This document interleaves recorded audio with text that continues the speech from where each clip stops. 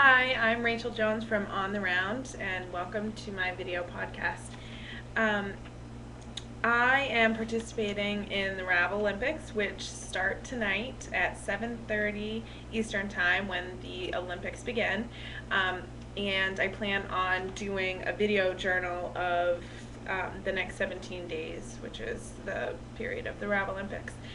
So I wanted to do sort of a pre-game video and talk a little bit about what I'm doing for my projects.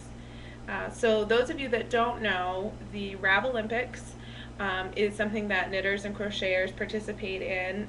It started in, I think, 2008 Olympics, and it's a group on Ravelry that you can join.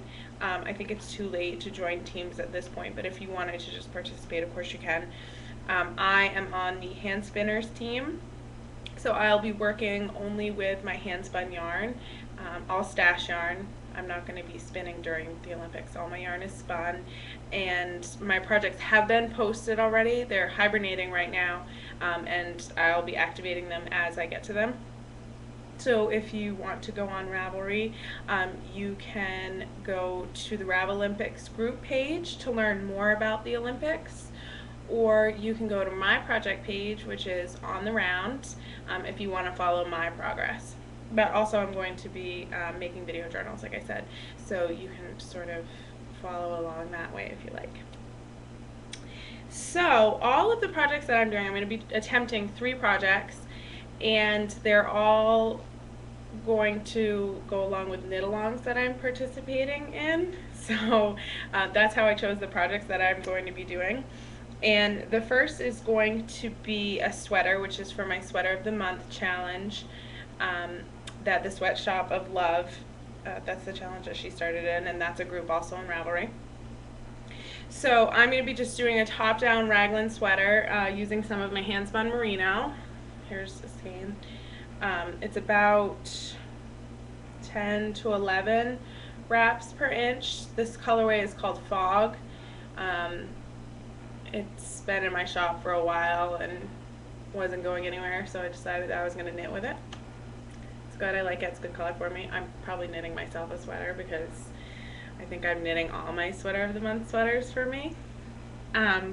So anyway, the next project that I'm going to do is going to be a hat, and that is going to be for a knit-along that I'm doing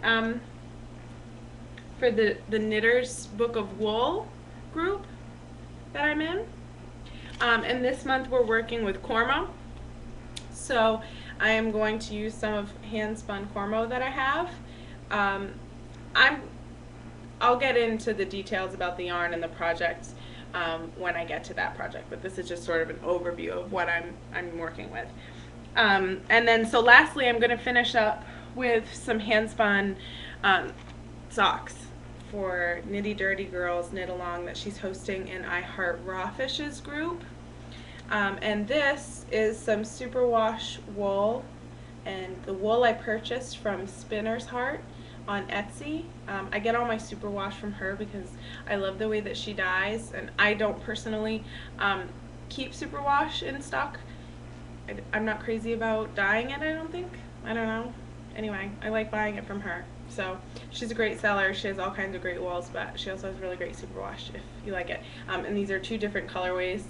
And again, I'll get more into the specs on each project details when I get to the project. So with that said, I'm a one at a time project person. I don't like having multiple projects on the needles. I like having one on and finishing it before I move on to the next. So that's going to be my strategy. So let's move on to sweater. I'm really excited about this. This is a weight of yarn that I use a lot, so I'm actually not going to swatch or even measure, which I know is such a knitter no-no, but it's sort of my process. And you know, it's kind of interesting because right now I'm reading The Sweater Workshop by Jacqueline B. And the reason I'm reading this is because my idol Kelly Picken told me that this is the book that you need to read if you love knitting raglan sweaters and not following a pattern. So I'm really excited about it. What's really interesting about it is, as passionately as I am about top-down raglans, Jacqueline B is about bottom-up raglans. So it's going to be really interesting to see her process and how it differs from mine. I've never knit a bottom-up raglan. I'm all about top-down. So anyway, we'll talk about that as I go. I'm just kind of flipping through this right now. I'm not going to be able to start really looking at it until after the Ravelympics, but that's just an interesting note because I am doing a top-down. And one of the reasons that I love top-down raglans is because you don't have to swatch. People are probably cringing all over the place because I just said that, but with that said, I'm working with yarn that I know how it knits up. Depending on the different needles, I'm going to use a size 10 circular. I'm going to start with a 16-inch size number 10 circular, and then as I move down, I'll move to a 20-inch. That said, I know that the drape and how this is going to knit because I've used it before. This is the same weight that I use for my hand-spun baby doll tunic, and actually I think I'm probably going to use the measurements on that for the neck because I want that sort of neck.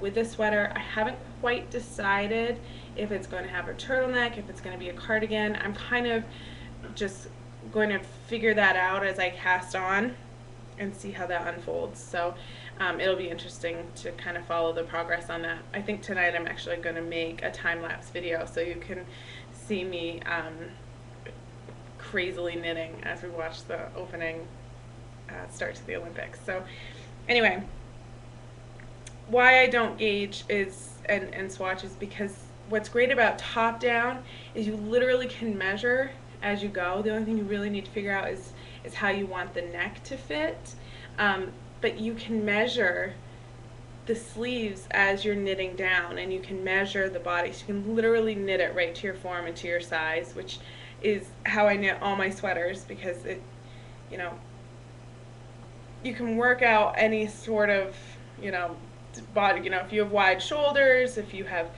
really wide arms or really narrow arms, but you're busty, you can figure that all out just as you go. And I love that because I love the process and sort of the brainstorming as you go. So one of the things that's actually really difficult about it is when I do things that way and then want to write the pattern, I have to really figure out the whole math, because I oftentimes knit things for myself in between a medium and a large, so which I did with the hand spun tunic. So figuring out the mathematics of the pattern can be really tricky on that. But I'll talk more about that as I knit the sweater, and so you can see where I'm going.